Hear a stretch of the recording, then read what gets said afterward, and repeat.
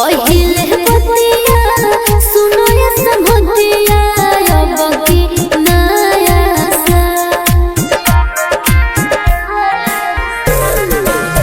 पहिले बतिया सुनो ये समझिया अब की नया सा बहनी बोलावत दे तू बन दावत होई सज धज के बानी हो तोहरे हो बेट में मिले चाहे मिले चाहे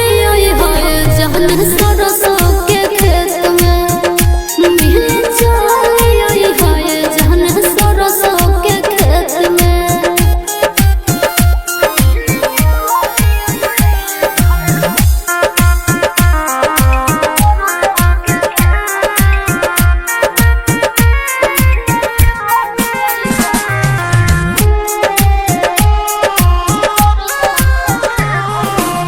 पेन्हे के माले लाले ललका कलर के शर्ट पेन्हे आई हो तू कोरिया कलर के तुम बनाए हो नया साल खुशहाल में न जाए हो जहन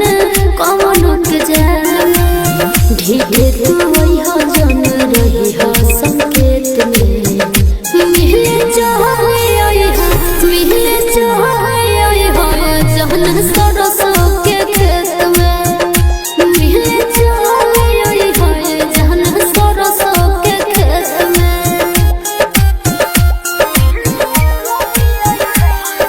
presented by Radhika Music.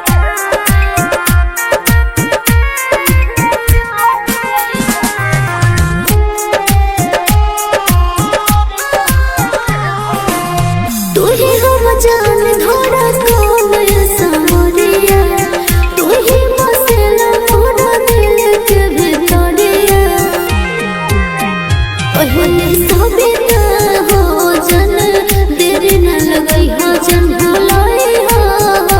Raju Singh जल्दी आई हो पीढ़ी के